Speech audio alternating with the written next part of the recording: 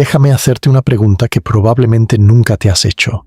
En este preciso momento, mientras estás sentado, o de pie, o acostado viendo este video, tu cuerpo está compuesto por trillones y trillones de átomos, y cada uno de esos átomos contiene electrones, y cada uno de esos electrones tiene una propiedad que los físicos llaman spin, y aquí viene lo verdaderamente extraño.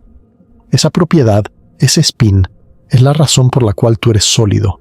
Es la razón por la cual no te hundes a través de tu silla en este momento. Es la razón por la cual existen los átomos tal como los conocemos. Es la razón por la cual existe la química, el ADN, las estrellas, los planetas y absolutamente todo lo que puedes ver, tocar, oler y sentir en este universo. Y sin embargo, esa propiedad, ese spin cuántico, es algo que literalmente no tiene sentido en la física clásica. No tiene analogía en el mundo cotidiano. No puedes visualizarlo. No puedes imaginarlo con tus sentidos humanos. Y aún así, es quizás la propiedad más fundamental de la materia que existe. Ahora, cuando escuchas la palabra spin, tu cerebro inmediatamente piensa en algo girando, ¿verdad? Piensas en una pelota de baloncesto girando sobre un dedo. Piensas en la Tierra girando sobre su eje. Piensas en un trompo dando vueltas sobre una mesa. Y eso es exactamente lo que los primeros físicos también pensaron cuando descubrieron esta propiedad. Pensaron que el electrón era una pequeña esfera cargada girando sobre su propio eje, como un diminuto planeta. Pero estaban equivocados, completamente equivocados. Y la razón por la cual estaban equivocados es una de las historias más fascinantes de toda la ciencia. Pero antes de entrar en esa historia, déjame darte algunos datos que van a hacer que tu cerebro duela un poco. Dato número 1. Si el electrón realmente estuviera girando como una esfera física, su superficie tendría que moverse más rápido que la velocidad de la luz. Y eso es imposible. Nada en el universo puede moverse más rápido que la luz. Einstein nos lo demostró, así que el electrón no puede estar girando literalmente. Pero tiene spin, tiene momento angular, produce un campo magnético real. Actúa en todos los sentidos como si estuviera girando, pero no lo está. Dato número 2. Hay partículas en este universo que necesitan girar 720 grados, 2 vueltas completas, para volver a verse exactamente como antes. Tú y yo solo necesitamos 360 grados, una vuelta completa. Estas partículas literalmente no viven en la misma realidad geométrica que nosotros. Dato número 3. Sin el spin cuántico, no existirían los átomos, no existiría la química, no existiría la tabla periódica, no existirían las estrellas, no existirías tú. El universo entero sería una sopa sin forma de partículas idénticas, colapsadas en el mismo estado. Una nada homogénea sin estructura, sin complejidad, sin vida. Dato número 4. El spin fue descubierto casi por accidente en 1925 por 2 estudiantes de posgrado, que casi no publican su artículo porque pensaban que estaba equivocado. Y cuando se dieron cuenta de que su modelo implicaba velocidades superiores a la luz, entraron en pánico e intentaron retractarse, pero su asesor ya había enviado el artículo. Dato número 5. El disco duro magnético de las computadoras antiguas, las máquinas de resonancia magnética que salvan vidas todos los días, las luces LED de tu habitación, los láseres, el GPS de tu teléfono, todo, absolutamente todo funciona gracias al spin cuántico. Hoy vamos a hacer el viaje más profundo que puedas imaginar dentro de esta propiedad. Vamos a ir desde los experimentos bizarros que la descubrieron, hasta las matemáticas que la describen, hasta las implicaciones filosóficas que tiene para la naturaleza misma de la realidad. Vamos a cubrir cada ángulo, cada misterio, cada consecuencia. Y al final de este video, vas a entender algo que el 99% de las personas, incluyendo muchos estudiantes de física, entienden completamente mal. Pero antes de sumergirnos, quiero que hagas algo. Quiero que dejes un comentario ahora mismo respondiendo esta pregunta. ¿Crees que el electrón realmente está girando? ¿Sí o no? Quiero ver cuántos de ustedes cambian su respuesta antes de que termine este video. Y si eres el tipo de persona que disfruta cuando le vuelan la cabeza con los misterios del universo, dale al botón de suscribir, porque este canal fue creado exactamente para ti. Cada video que hacemos va así de profundo. Cada video es un viaje completo. Así que prepárate, porque lo que viene a continuación va a cambiar la forma en que entiendes la realidad. Para entender qué es el spin cuántico y por qué es tan extraño, primero necesitamos entender qué significa girar en el mundo cotidiano. Necesitamos entender el concepto clásico de spin antes de poder apreciar por qué el spin cuántico es tan radicalmente diferente. Así que empecemos por lo que conocemos. Imagina una pelota de baloncesto girando sobre la punta de un dedo. Esa pelota tiene masa, tiene un radio, tiene una superficie que se mueve a cierta velocidad, y cuando gira, tiene algo que los físicos llaman momento angular. El momento angular es básicamente una medida de cuánto movimiento rotacional tiene un objeto. Depende de qué tan pesado es el objeto, qué tan grande es, y qué tan rápido está girando. En términos matemáticos, para un objeto simple girando sobre su propio eje, el momento angular es igual al momento de inercia multiplicado por la velocidad angular. El momento de inercia depende de cómo está distribuida la masa del objeto, y la velocidad angular es qué tan rápido gira. Ahora piensa en la Tierra. La Tierra gira sobre su eje una vez cada 24 horas aproximadamente. Ese giro es lo que crea el día y la noche, pero ese giro también hace algo más, porque la Tierra tiene un núcleo de hierro líquido, y ese hierro líquido está cargado eléctricamente, y cuando cargas eléctricas se mueven, crean un campo magnético. Así que el giro de la Tierra literalmente crea el campo magnético que nos protege de la radiación solar. Sin ese giro, sin ese momento angular, no tendríamos campo magnético, no tendríamos protección, y probablemente no existiría la vida en este planeta. Piensa en un trompo girando sobre una mesa. Mientras gira rápido, se mantiene erguido desafiando la gravedad. Eso se llama estabilidad giroscópica. Los objetos que giran resisten los cambios en la dirección de su eje de rotación. Esto es lo que hace que las bicicletas sean estables cuando están en movimiento. Es lo que hace que los giroscopios funcionen en los sistemas de navegación. Es una propiedad fundamental del momento angular. Y hay algo muy importante sobre el momento angular en la física clásica. Se conserva. Si no hay una fuerza externa de torsión actuando sobre un sistema, el momento angular total del sistema no cambia. Esto es lo que hace que una patinadora sobre hielo gire más rápido cuando encoge sus brazos. Su momento angular total no puede cambiar. Así que cuando reduce su momento de inercia encogiendo los brazos, su velocidad angular tiene que aumentar para compensar. Todo esto tiene sentido intuitivo, ¿verdad? Puedes visualizarlo, puedes sentirlo. Si tomas una rueda de bicicleta, la haces girar e intentas cambiar la dirección de su eje, sentirás la resistencia en tus manos. Eso es el momento angular en acción. Es tangible, es real, es parte de tu experiencia cotidiana. Y aquí es donde la historia se pone interesante, porque cuando los físicos descubrieron que los electrones tenían algo que se comportaba exactamente como momento angular, algo que producía campos magnéticos, algo que tenía dos orientaciones posibles, algo que se conservaba, naturalmente pensaron que el electrón estaba girando. Era la analogía obvia, era la explicación intuitiva, era, desafortunadamente, completamente incorrecta. Pero para entender por qué es incorrecta y qué es realmente el spin, necesitamos viajar en el tiempo hasta principios del siglo XX, cuando la física estaba en crisis. El año es 1913. Niels Bohr, el físico danés que se convertiría en una de las figuras más importantes de la mecánica cuántica, acaba de proponer su modelo del átomo. En este modelo, los electrones orbitan el núcleo en órbitas circulares bien definidas, como planetas orbitando una estrella. Pero a diferencia de los planetas, estas órbitas están cuantizadas. El electrón solo puede existir en ciertas órbitas específicas, a ciertas distancias específicas del núcleo. No puede existir entre esas órbitas. Y cuando salta de una órbita a otra, emite o absorbe luz con una energía muy específica, una frecuencia muy específica. Y esto explicó brillantemente el espectro del hidrógeno. Esas líneas de colores que ves cuando pasas la luz del hidrógeno a través de un prisma, esas líneas que habían sido un misterio durante décadas, de repente tenían una explicación elegante y precisa. Pero había un problema. Cuando los científicos miraron átomos más complejos que el hidrógeno, cuando miraron átomos con más de un electrón, el modelo de Bohr empezó a fallar. Y cuando pusieron estos átomos en campos magnéticos, las cosas se pusieron realmente extrañas. Verás, cuando pones un átomo en un campo magnético, sus líneas espectrales se dividen. Esto se llama el efecto Zeeman, en honor al físico holandés Peter Zeeman, que lo descubrió en 1896. Y la división normal, la que se podía explicar con el momento angular orbital del electrón, tenía sentido, pero había una división adicional, una división anómala que nadie podía explicar. las líneas se dividían en más componentes de los que el momento angular orbital permitía. Algo estaba faltando. Había un grado de libertad oculto, una propiedad del electrón que nadie conocía todavía, y esa propiedad era el spin. Ahora, el primer gran indicio experimental vino en 1922, con un experimento que se convertiría en uno de los más famosos de toda la física.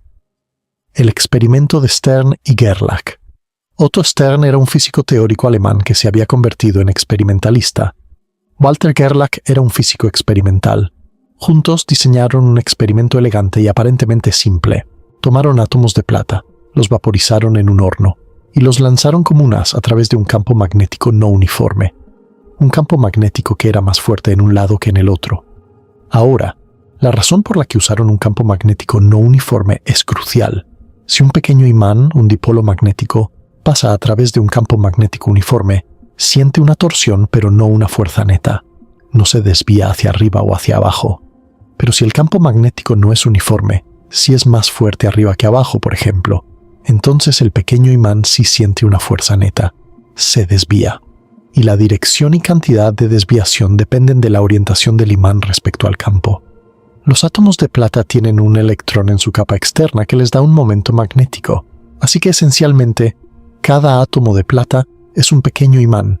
Y la idea era que al pasar estos pequeños imanes a través del campo no uniforme, se desviarían dependiendo de la orientación de su momento magnético. Ahora, aquí es donde la física clásica hace una predicción muy clara. Clásicamente, los átomos de plata saliendo del horno deberían tener sus momentos magnéticos orientados al azar. Algunas apuntando arriba, algunas apuntando abajo, algunas apuntando hacia los lados, en todas las direcciones posibles.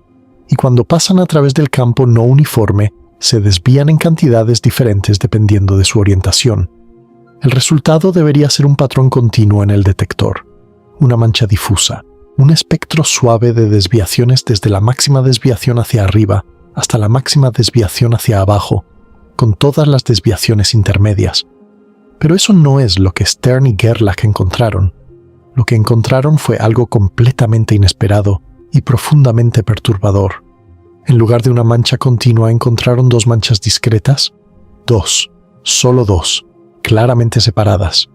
Los átomos de plata se dividieron en exactamente dos grupos, uno desviado hacia arriba y otro desviado hacia abajo. Nada en el medio, nada gradual, dos valores discretos. Punto. Esto significaba algo revolucionario. Significaba que el momento angular del electrón, su orientación magnética, estaba cuantizado. No podía tomar cualquier valor, solo podía tomar valores específicos, discretos, y en este caso solo dos valores, arriba o abajo, más medio o menos medio, en unidades de la constante de Planck reducida. Ahora, en ese momento, Stern y Gerlach pensaron que habían confirmado la cuantización del momento angular orbital predicha por el modelo de Bohr y Sommerfeld, pero estaban equivocados sobre la interpretación. Lo que realmente habían descubierto, sin saberlo, era el spin del electrón, porque el átomo de plata tiene su momento angular orbital dispuesto de tal manera que el momento magnético neto viene casi enteramente del spin del electrón más externo. Pero pasarían 3 años antes de que alguien entendiera esto. En 1924, Wolfgang Pauli, uno de los físicos más brillantes y más mordaces de la historia, estaba trabajando en el problema de los espectros atómicos. Pauli era famoso por su agudeza intelectual y por su lengua afilada. Se dice que una vez dijo sobre un artículo de un colega que ni siquiera es incorrecto, implicando que era tan malo que no alcanzaba el nivel necesario para estar equivocado. Pauli se dio cuenta de algo crucial. Para explicar los espectros de los átomos con múltiples electrones, cada electrón necesitaba no 3, sino 4 números cuánticos. Los 3 primeros eran conocidos: el número cuántico principal, que determinaba la energía; el número cuántico de momento angular orbital, que determinaba la forma de la órbita; y el número cuántico magnético, que determinaba la orientación de la órbita en un campo magnético. Pero hacía falta un cuarto número cuántico que solo podía tomar 2 valores. Pauli lo llamó una bidimensionalidad cuántica no descriptible clásicamente. Se negó rotundamente a darle una interpretación física. No quería decir que el electrón estaba girando, no quería decir qué era. Solo sabía que matemáticamente ese cuarto número era necesario. Y junto con ese cuarto número, Pauli formuló lo que se convertiría en uno de los principios más importantes de toda la física, el principio de exclusión. Dos electrones no pueden tener los mismos 4 números cuánticos, no pueden estar en el mismo estado. Hablaremos mucho más sobre esto pronto, porque las consecuencias de este principio son absolutamente colosales. Y luego llegó 1925, y con él llegaron 2 jóvenes estudiantes de posgrado que cambiarían la física para siempre: George Uhlenbeck y Samuel Goudsmit, en la Universidad de Leiden, Países Bajos. Su asesor era Paul Ehrenfest, un físico brillante y trágicamente atormentado, que haría contribuciones enormes a la física antes de su prematura muerte. Uhlenbeck y Goudsmit estaban tratando de entender la estructura fina de los espectros atómicos, esas pequeñas divisiones adicionales en las líneas espectrales que no podían explicarse solo con los 3 números cuánticos conocidos. Y entonces tuvieron una idea audaz, intuitiva y en cierto sentido incorrecta, pero que resultaría ser tremendamente fructífera. Propusieron que el electrón estaba girando sobre su propio eje, que tenía un momento angular intrínseco, no relacionado con su movimiento orbital alrededor del núcleo, sino con su propia rotación, como un planeta que no solo orbita una estrella, sino que también gira sobre sí mismo. Y calcularon las consecuencias de esta idea. Si el electrón tenía este spin intrínseco, entonces también tendría un momento magnético intrínseco, porque una carga eléctrica en movimiento circular crea un campo magnético, y ese momento magnético interactuaría con el campo magnético creado por el movimiento orbital del electrón alrededor del núcleo. Esta interacción, que se llama acoplamiento spin-órbita, produciría exactamente el tipo de divisiones finas que se observaban en los espectros. Pero entonces hicieron el cálculo fatal. Calcularon qué tan rápido tendría que estar girando el electrón para producir el momento angular observado, y el resultado fue escalofriante. Si el electrón fuera una esfera con el radio clásico del electrón, su superficie tendría que estar moviéndose a una velocidad varias veces mayor que la velocidad de la luz, y según la relatividad especial de Einstein, nada puede moverse más rápido que la luz. Esto significaba que el electrón no podía estar girando físicamente en ningún sentido clásico. La imagen de una pequeña esfera rotante era imposible. Uhlenbeck y Goudsmit entraron en pánico. Pensaron que habían cometido un error terrible.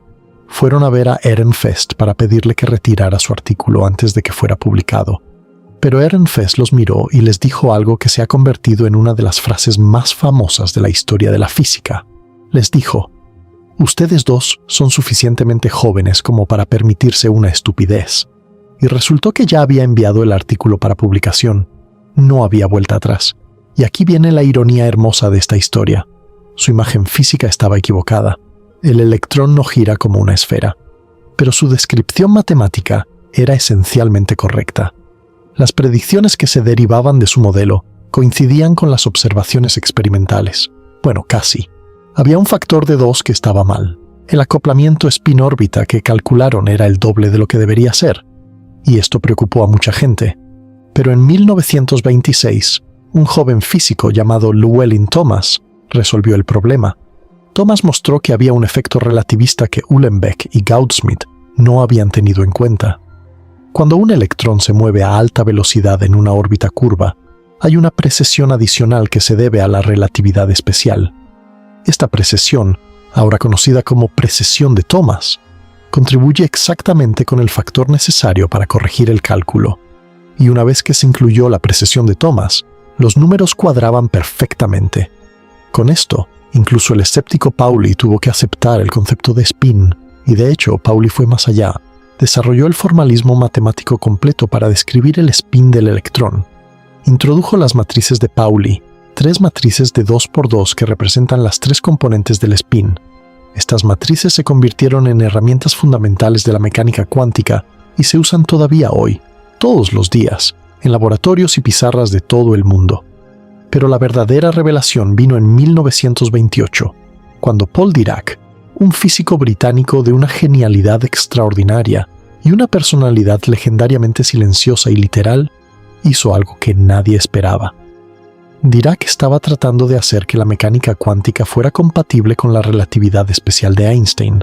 Hasta ese momento, la ecuación de Schrödinger, que era la ecuación fundamental de la mecánica cuántica, no era relativista.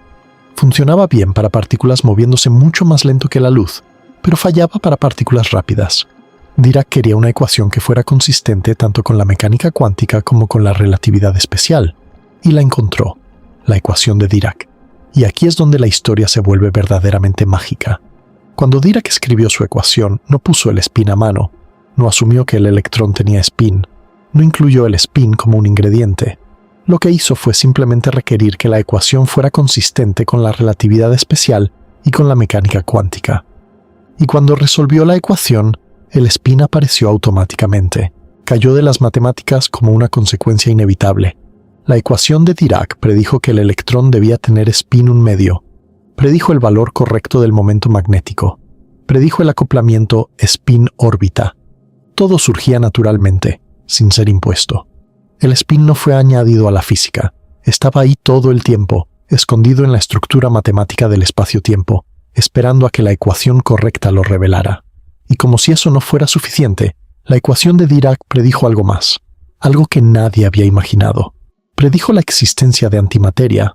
La ecuación tenía soluciones con energía negativa que no podían ser descartadas matemáticamente. Dirac eventualmente interpretó estas soluciones como la existencia de una partícula idéntica al electrón, pero con carga opuesta. La llamó antielectrón, aunque hoy la conocemos como positrón. Y en 1932, apenas 4 años después de la predicción de Dirac, Carl Anderson descubrió el positrón en los rayos cósmicos. La antimateria existía. La ecuación de Dirac había predicho algo completamente nuevo sobre el universo, simplemente al combinar mecánica cuántica con relatividad. Y todo empezó por querer entender el spin. Ahora que conocemos la historia, ahora que sabemos cómo se descubrió el spin y cómo emergió de las matemáticas de la relatividad cuántica, viene la pregunta más difícil y más importante. Si el electrón no está girando literalmente, entonces, ¿qué es el spin? ¿Qué es realmente?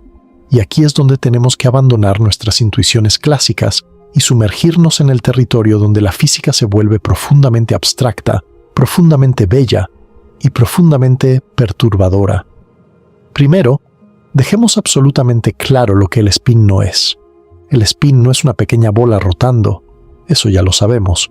Pero también debemos entender que el spin no tiene nada que ver con movimiento espacial de ningún tipo. Un electrón podría estar perfectamente quieto en el espacio, sin moverse en absoluto, y aún así tendría spin. El spin no es algo que puedas acelerar o desacelerar como un trompo. No puedes hacer que un electrón gire más rápido o más lento. Su spin tiene una magnitud fija determinada por las leyes fundamentales de la mecánica cuántica.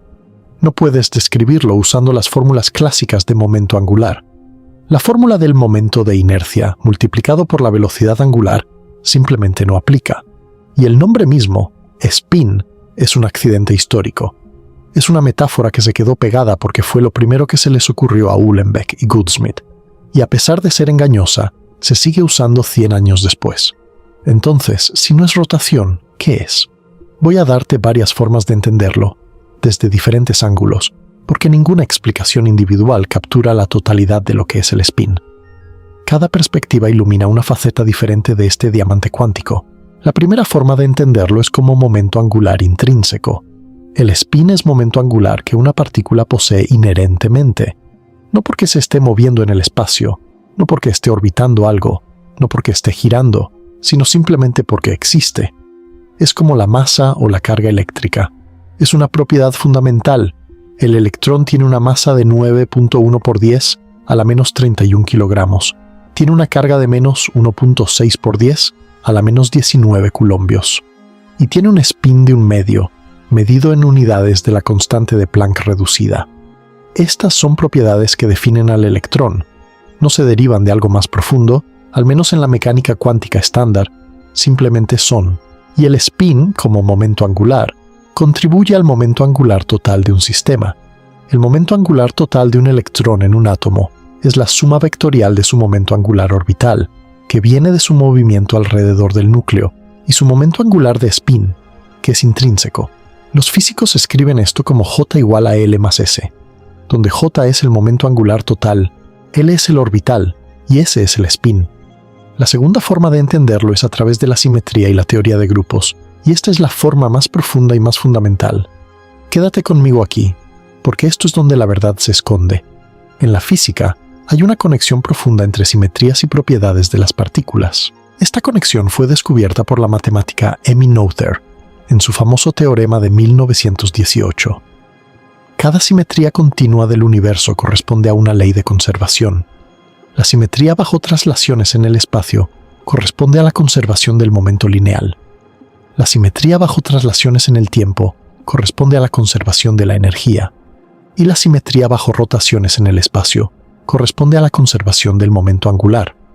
Ahora, cuando los físicos estudian las simetrías de rotación en 3 dimensiones, utilizan una estructura matemática llamada grupo de rotaciones, que se denota como S o 3.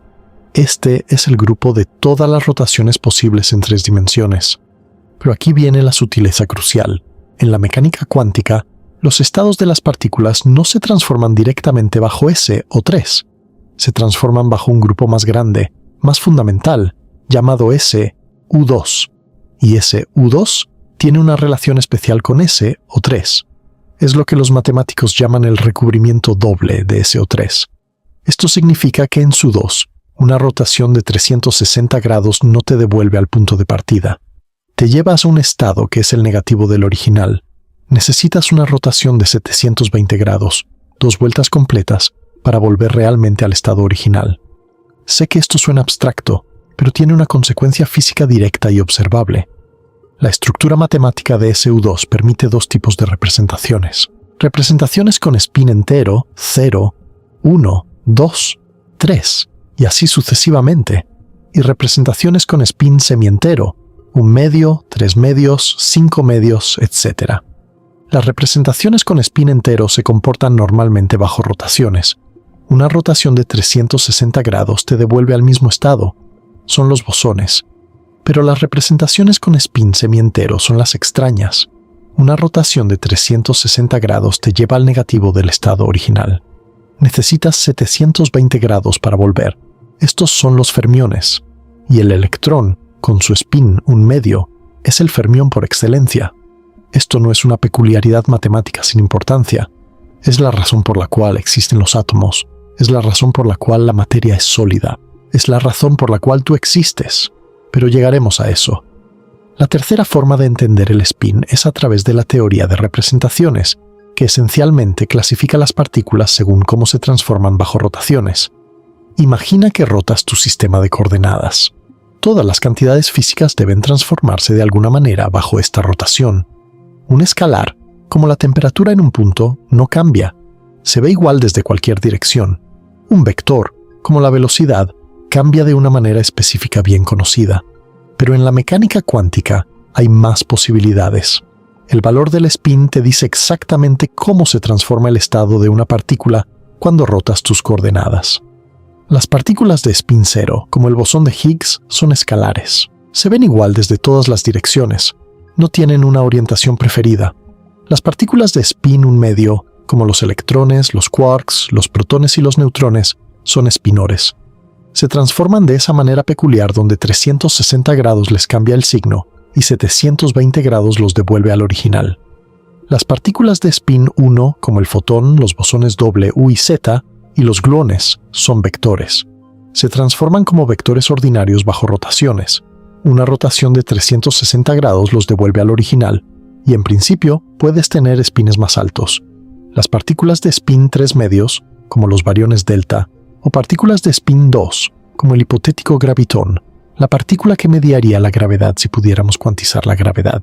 La cuarta forma de entender el spin es a través de demostraciones físicas que, aunque no son exactamente lo mismo que el spin cuántico, capturan la esencia topológica de lo que significa necesitar 720 grados para volver al original.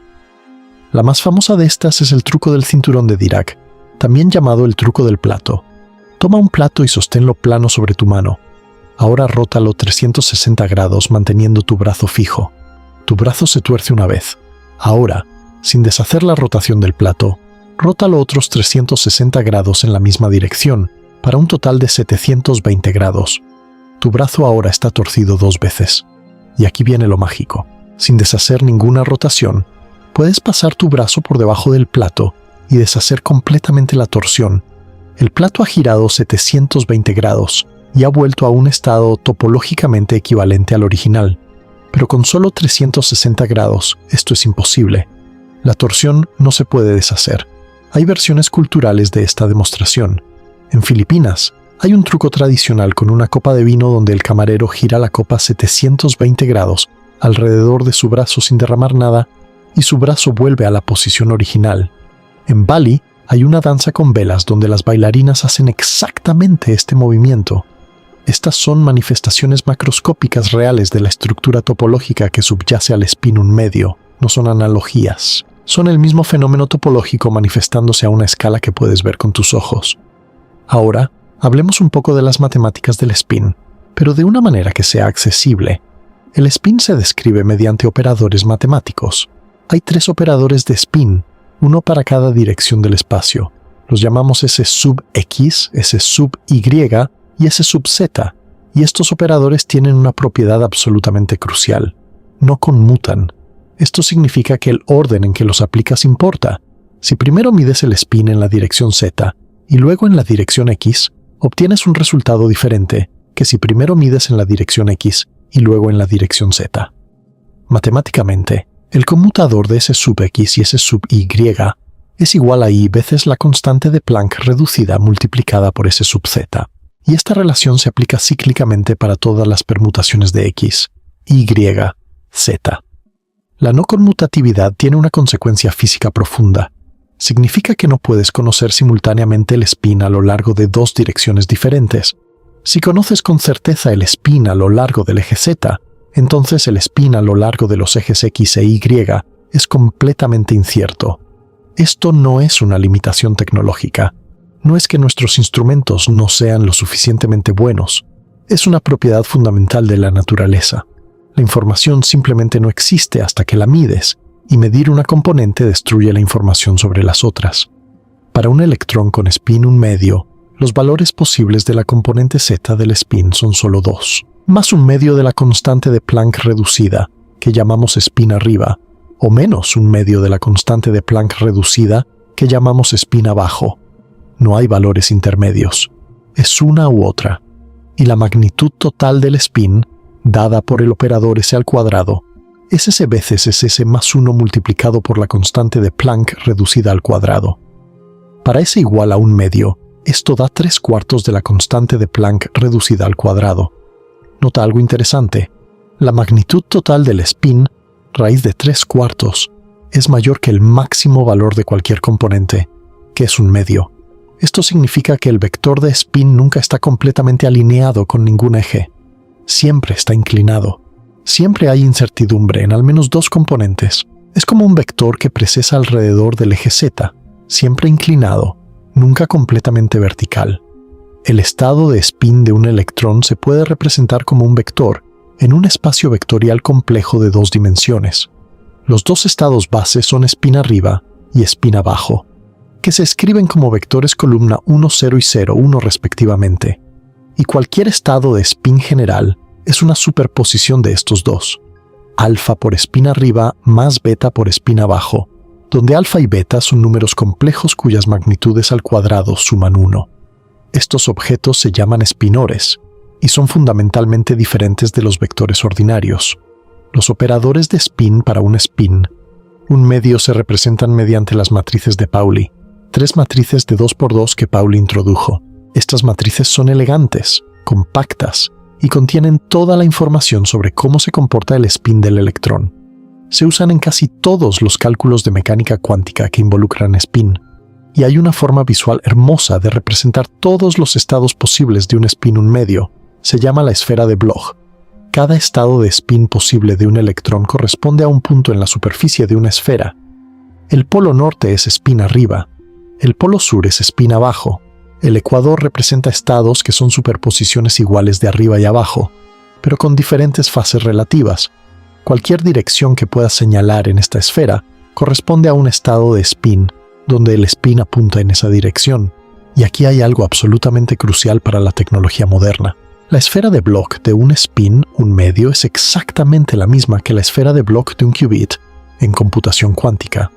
Un qubit, la unidad fundamental de información cuántica, es matemáticamente idéntico a un spin, un medio.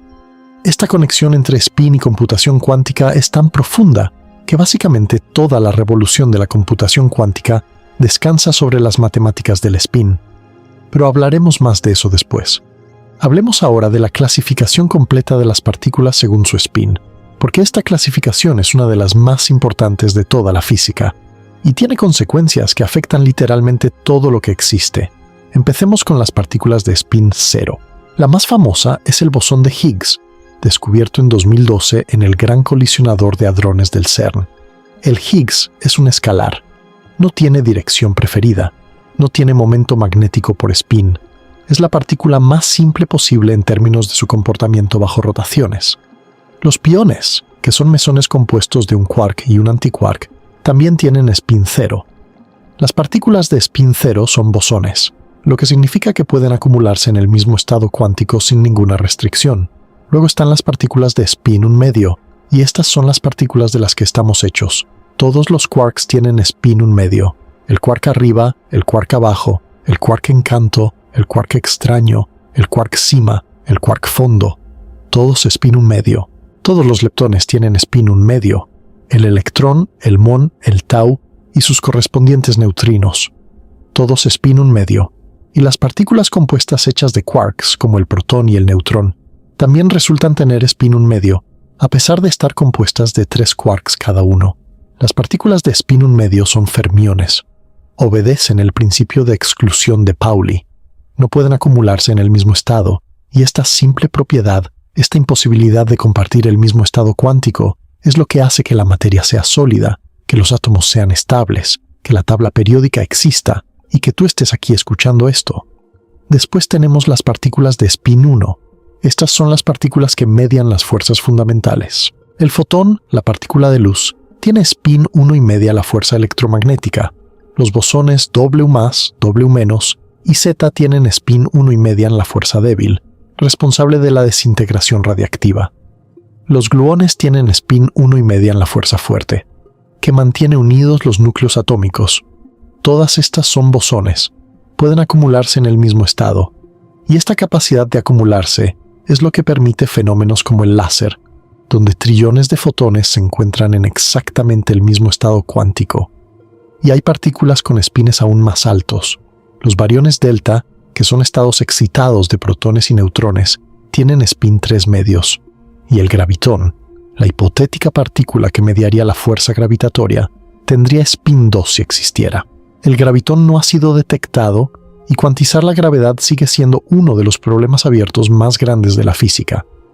Pero si la gravedad puede cuantizarse, su partícula mediadora debe tener spin 2. Esto se puede deducir del hecho de que la gravedad es descrita por un tensor simétrico de rango 2, el tensor métrico de la relatividad general. Y ahora viene el resultado más importante que conecta el spin con el comportamiento de las partículas. Se llama el teorema spin-estadística, y ha sido descrito como posiblemente el resultado más importante de toda la física que la mayoría de la gente nunca ha escuchado. El teorema dice lo siguiente: las partículas con spin semientero, 1 medio, 3 medios, 5 medios, son fermiones. Obedecen la estadística de Fermi-Dirac. Obedecen el principio de exclusión de Pauli.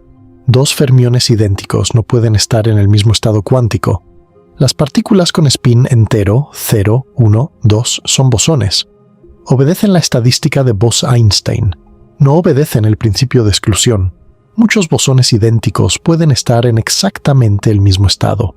Este teorema no es una observación empírica. Es una consecuencia rigurosa de combinar la mecánica cuántica con la relatividad especial. Fue demostrado por Pauli en 1940, y sus consecuencias son absolutamente inmensas. El spin semientero de los fermiones lleva al principio de exclusión que lleva a la estructura del átomo, que lleva a la química, que lleva a la vida. El spin entero de los bosones permite que las partículas de fuerza se acumulen, lo que permite los campos de fuerza coherentes que mantienen unido el universo.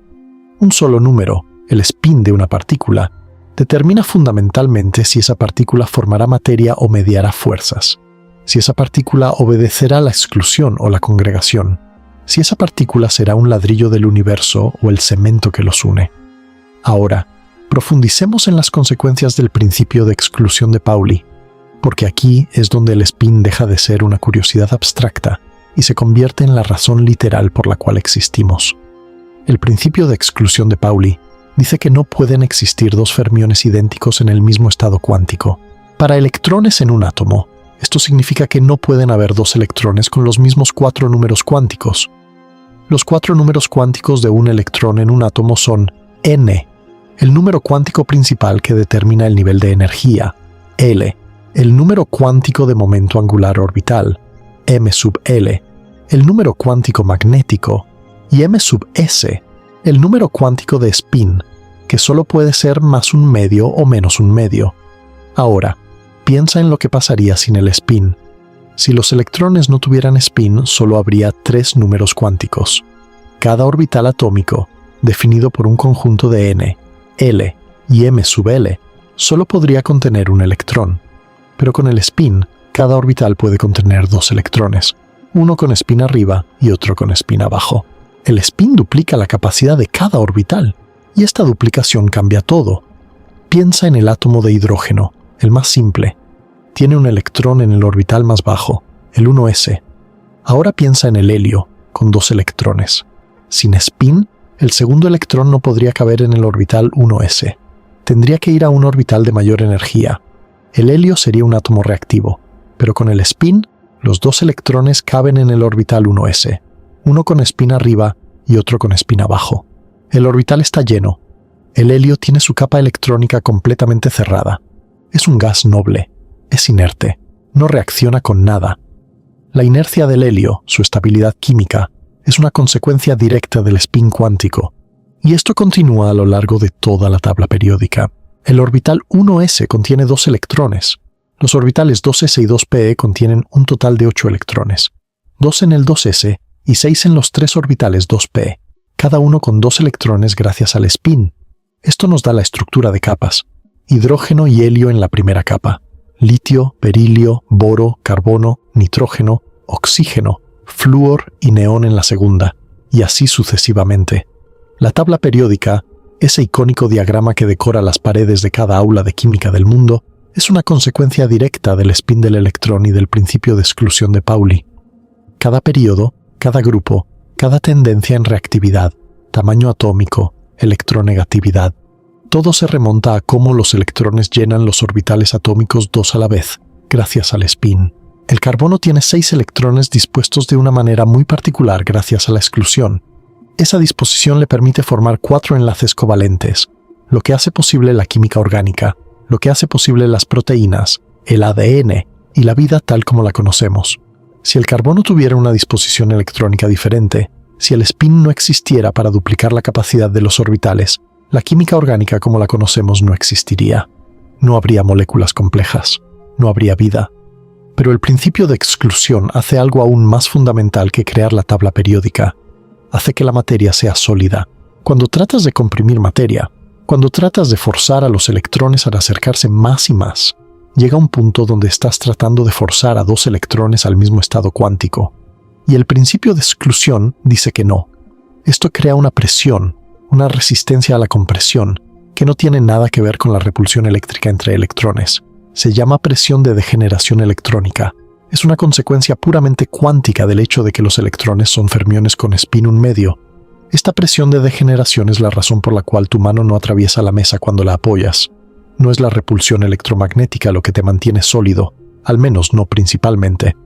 Es la presión de degeneración de los electrones, una consecuencia directa del spin. Y esta misma presión de degeneración tiene consecuencias cósmicas asombrosas. Cuando una estrella como nuestro Sol agota su combustible nuclear, deja de producir energía y la gravedad comienza a comprimirla. La estrella colapsa sobre sí misma, pero los electrones en el interior de la estrella resisten este colapso.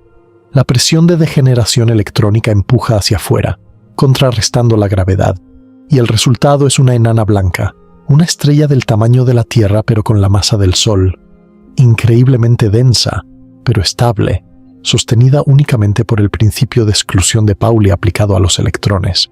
Pero hay un límite. Si la masa del remanente estelar es mayor que aproximadamente 1.4 masas solares, lo que se conoce como el límite de Chandrasekhar, la presión de degeneración electrónica no es suficiente para contrarrestar la gravedad. Los electrones son forzados a combinarse con los protones, formando neutrones a través del proceso inverso de la desintegración beta, y ahora tienes una estrella hecha casi enteramente de neutrones. Los neutrones también son fermiones con spin 1 medio, así que ahora es la presión de degeneración de los neutrones la que sostiene la estrella contra la gravedad.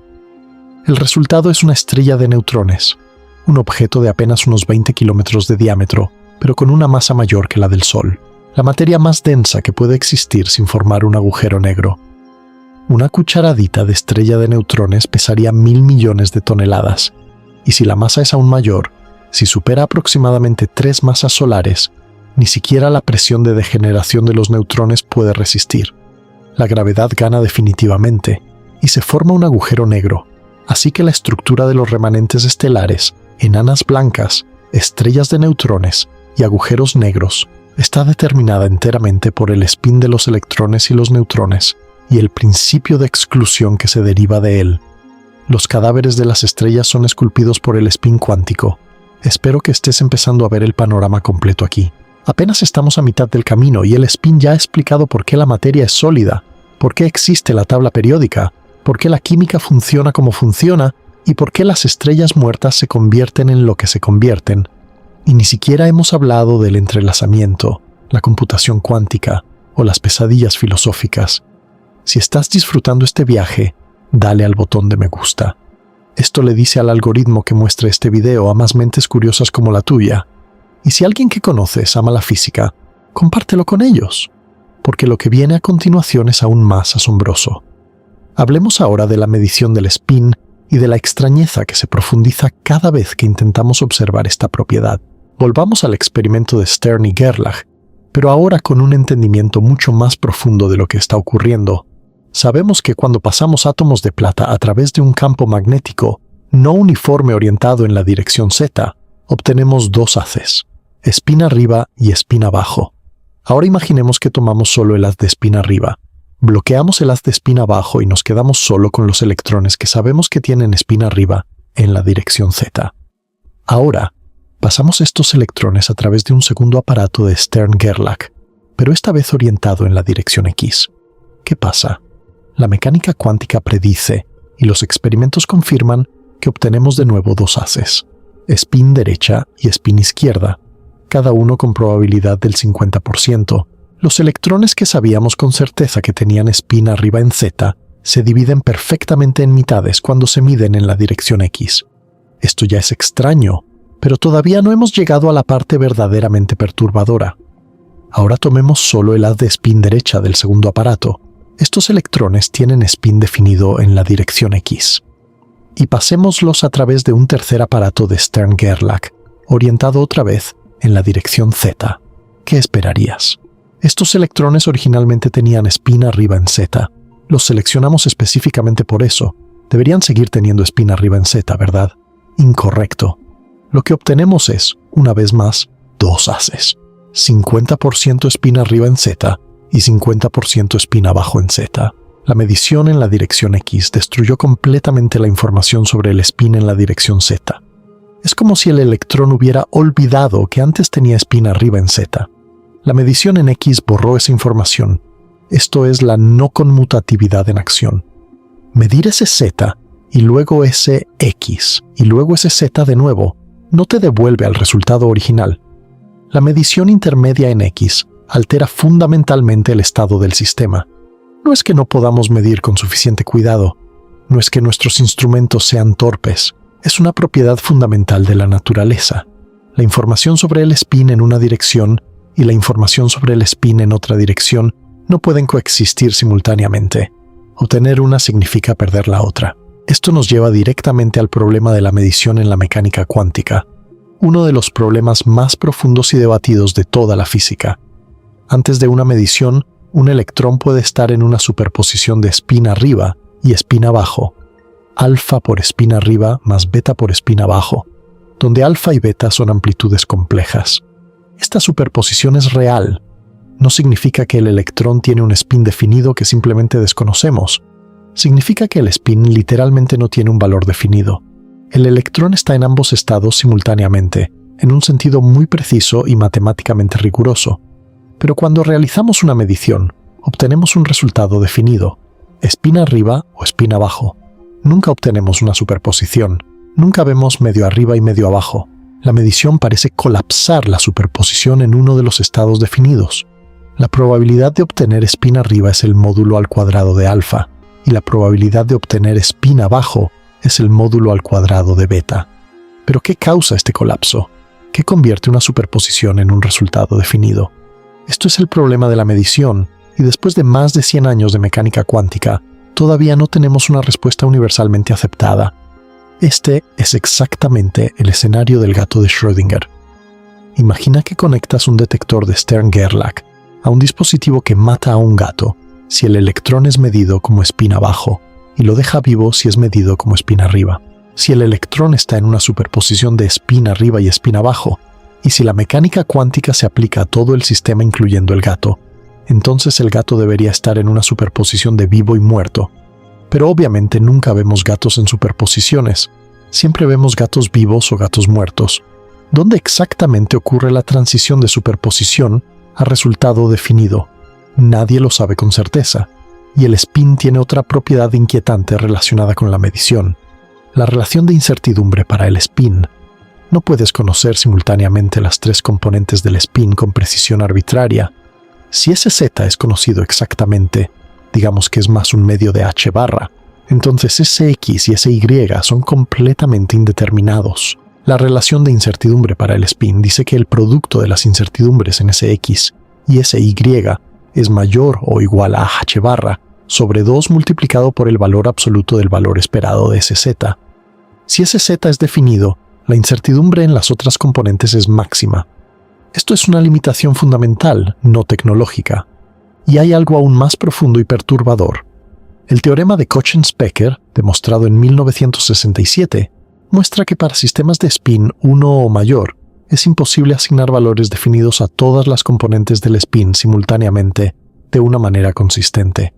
Esto significa que las propiedades del spin no existen antes de ser medidas, en un sentido muy fuerte y matemáticamente preciso.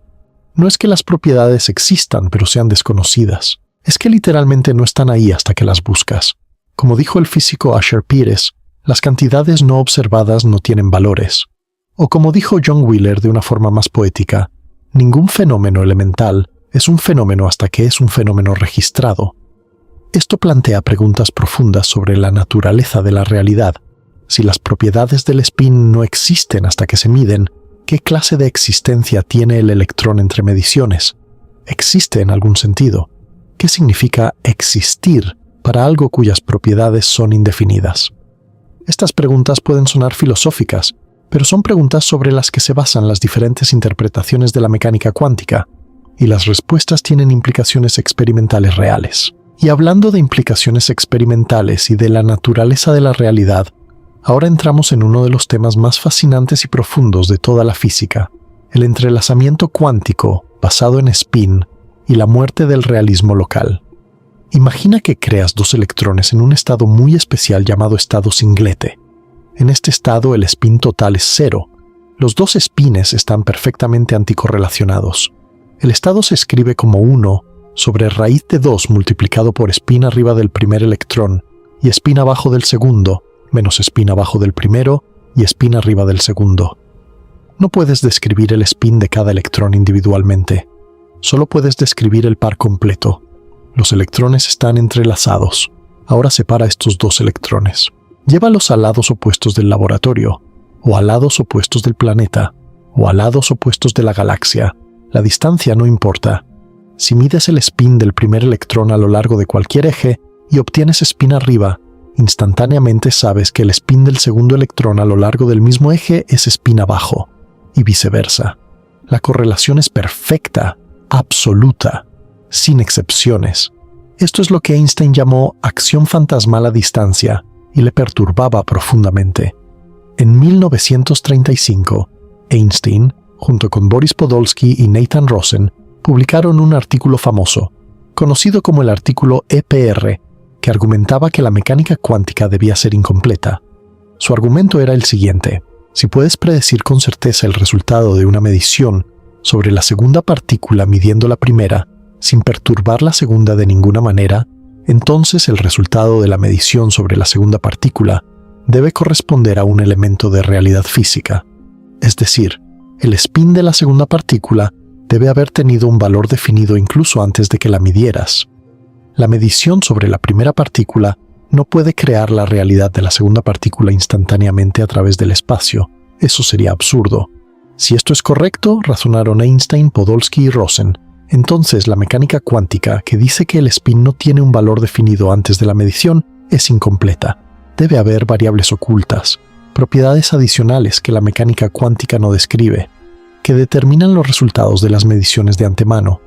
El universo es determinista y local. Las propiedades existen independientemente de la observación y ninguna influencia puede viajar más rápido que la luz. Esta posición se conoce como realismo local. Durante casi 30 años, el argumento EPR permaneció en el ámbito filosófico. Era una cuestión de interpretación, no de experimento. Algunos físicos estaban del lado de Einstein, otros del lado de Bohr, que sostenía que la mecánica cuántica era completa y que hablar de propiedades que existen antes de la medición no tenía sentido. Pero no había forma de decidir experimentalmente quién tenía razón, hasta que llegó John Stuart Bell. En 1964, Bell, un físico norirlandés que trabajaba en el CERN, hizo algo extraordinario. Demostró que la pregunta podía responderse experimentalmente. Bell derivó una desigualdad matemática, ahora conocida como la desigualdad de Bell, que cualquier teoría de variables ocultas locales debe obedecer. Si la naturaleza es localmente realista, si las propiedades existen antes de la medición y ninguna influencia viaja más rápido que la luz, entonces las correlaciones entre mediciones de spin en dos partículas entrelazadas tienen un límite máximo, expresado por la desigualdad de Bell. Y aquí viene el golpe. La mecánica cuántica predice que este límite se viola. Para ciertas configuraciones de medición, las correlaciones predichas por la mecánica cuántica son más fuertes que cualquier teoría localmente realista permite. La idea clave es la siguiente. Si mides los spines de ambas partículas a lo largo del mismo eje, siempre obtienes resultados opuestos. Eso es compatible con variables ocultas. Las partículas podrían haber acordado de antemano cuál sería arriba y cuál abajo. Pero si mides los spines a lo largo de ejes diferentes, las correlaciones predichas por la mecánica cuántica son más fuertes que las que cualquier acuerdo previo podría producir. Es como si las partículas se estuvieran comunicando instantáneamente para coordinar sus respuestas, incluso cuando están separadas por distancias enormes. Y los experimentos han confirmado una y otra vez que la mecánica cuántica tiene razón y que la desigualdad de Bell se viola. El primer experimento riguroso fue realizado por Alain Aspect y su equipo en 1982 en París. Aspect midió las polarizaciones de fotones entrelazados y encontró una violación clara de la desigualdad de Bell. Pero los escépticos señalaron posibles lagunas en el experimento. Quizás el detector del lado izquierdo podía influir en el del lado derecho porque no estaban suficientemente separados. Quizás la elección de qué medir no era verdaderamente aleatoria. A lo largo de las décadas siguientes, experimentos cada vez más sofisticados fueron cerrando estas lagunas una por una. En 2015, se realizaron los primeros experimentos verdaderamente libres de lagunas, en Delft, en el NIST, en Boulder y en Viena. En estos experimentos, las partículas entrelazadas estaban separadas por distancias suficientemente grandes como para que ninguna señal luminosa pudiera viajar de una a otra durante el tiempo de medición. La elección de qué medir se hacía de forma verdaderamente aleatoria, y los resultados fueron inequívocos. La desigualdad de Bell se violaba. El realismo local estaba muerto. En 2022, el Premio Nobel de Física fue otorgado a Alain Aspect, John Clauser y Anton Zeilinger por sus contribuciones experimentales al estudio del entrelazamiento cuántico y la violación de las desigualdades de Bell. Fue el reconocimiento definitivo de que el spin cuántico y el entrelazamiento habían demostrado que la realidad no funciona como Einstein esperaba. Entonces, si el realismo local está muerto, ¿qué queda? ¿Cuáles son las opciones? La primera opción es la no localidad. Las mediciones sobre una partícula realmente influyen instantáneamente sobre la otra partícula, sin importar la distancia. Pero esta influencia no puede usarse para enviar información más rápido que la luz, porque el resultado individual de cada medición sigue siendo aleatorio. Solo las correlaciones son no locales. No puedes usar esto para comunicarte. La relatividad especial no se viola en su prohibición de comunicación superlumínica, pero algo definitivamente no local está ocurriendo. La segunda opción es abandonar la idea de que las propiedades existen antes de la medición. El spin no tiene un valor hasta que lo mides. Las partículas no llevan consigo instrucciones secretas sobre cómo comportarse. La realidad es genuinamente indeterminada hasta que se observa.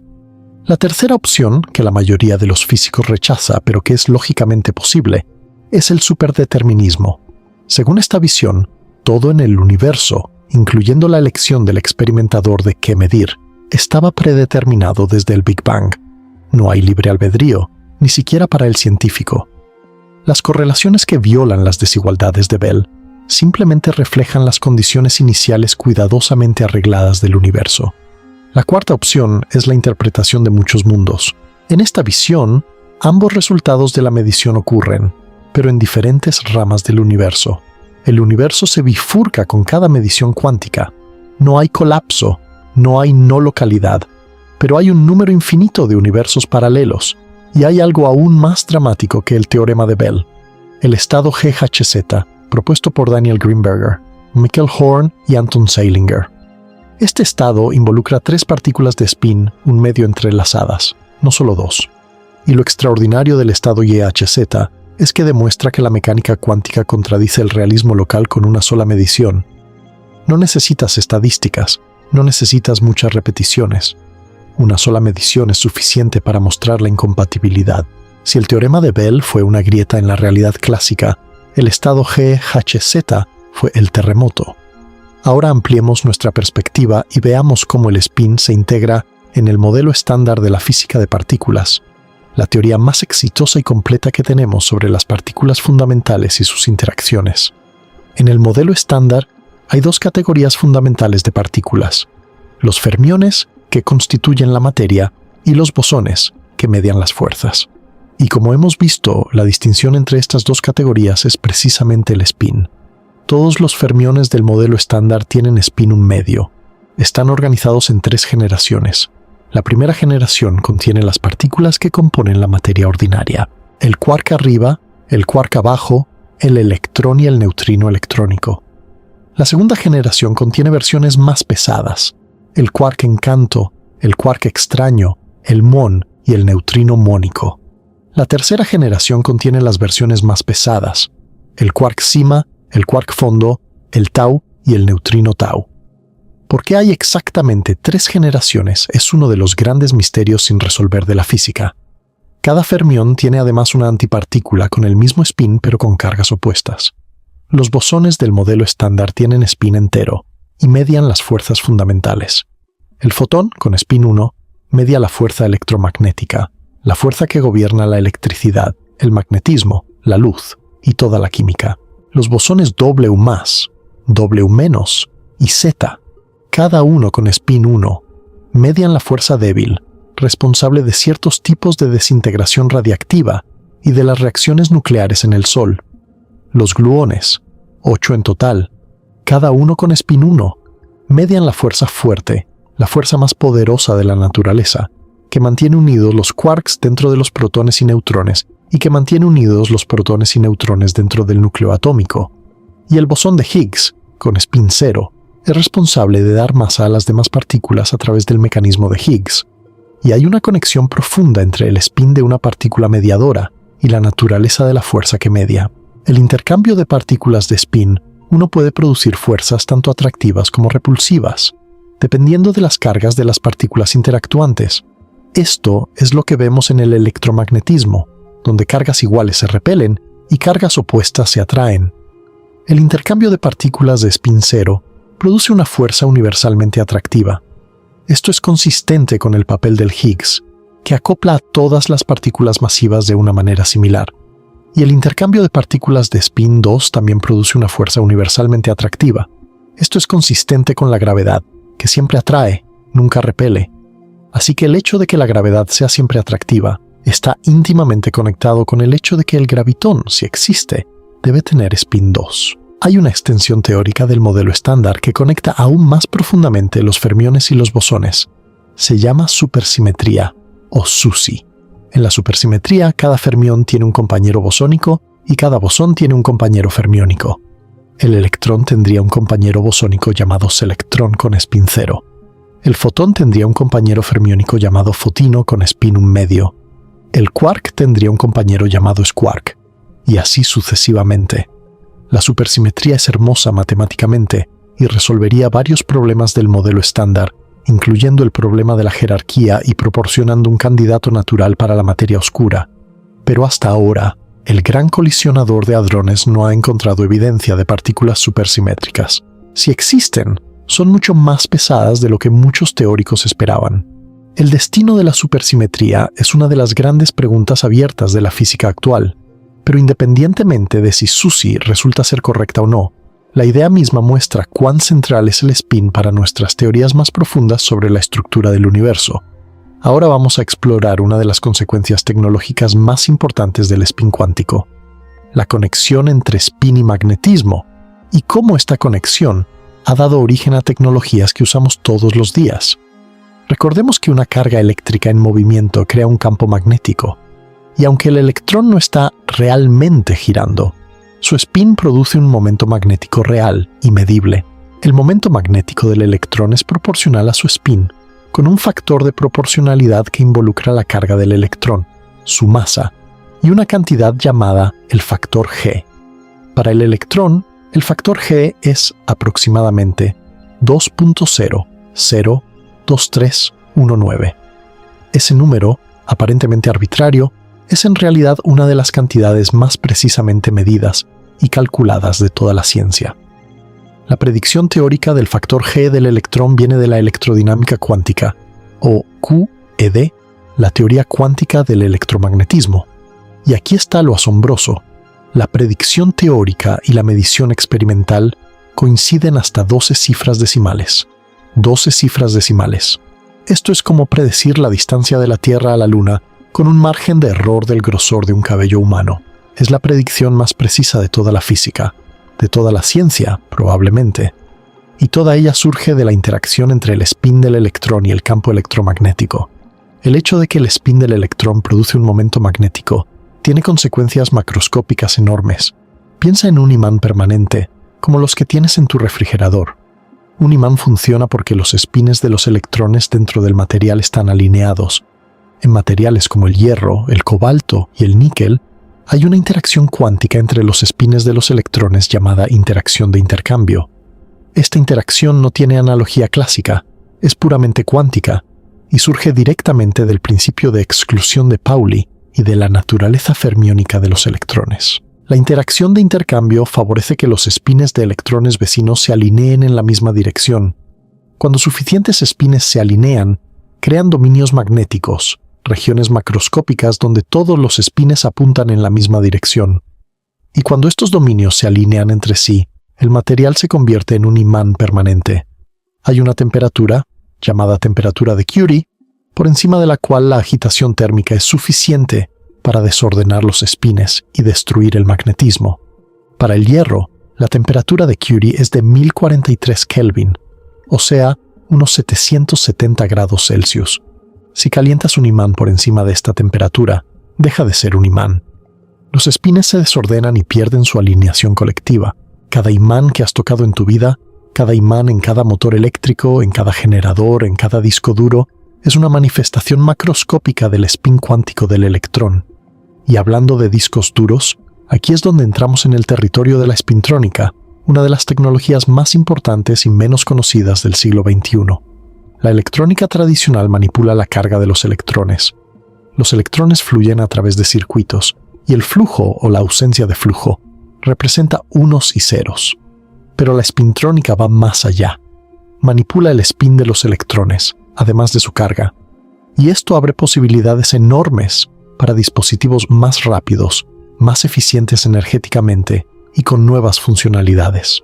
El avance clave que lanzó la spintrónica fue el descubrimiento de la magnetorresistencia gigante, o GMR, en 1988. Albert Fert en Francia y Peter Grünberg en Alemania descubrieron independientemente que cuando tienes capas alternantes de material magnético y no magnético, la resistencia eléctrica del dispositivo cambia drásticamente dependiendo de si las capas magnéticas tienen sus espines alineados en la misma dirección o en direcciones opuestas. Cuando los espines están alineados paralelamente, la resistencia es baja. Cuando están antiparalelos, la resistencia es alta. Esta diferencia en resistencia puede usarse para detectar campos magnéticos muy pequeños, y esto es exactamente lo que se usa en las cabezas lectoras de los discos duros magnéticos. Los datos en un disco duro se almacenan como pequeñas regiones magnéticas con orientaciones de spin diferentes, representando unos y ceros. La cabeza lectora, basada en GMR, detecta estas orientaciones midiendo los cambios en resistencia. Sin GMR, los discos duros modernos no existirían. No podríamos almacenar la cantidad de datos que almacenamos. Fert y Grünberg recibieron el Premio Nobel de Física en 2007 por este descubrimiento. Pero la espintrónica no se detiene en la GMR.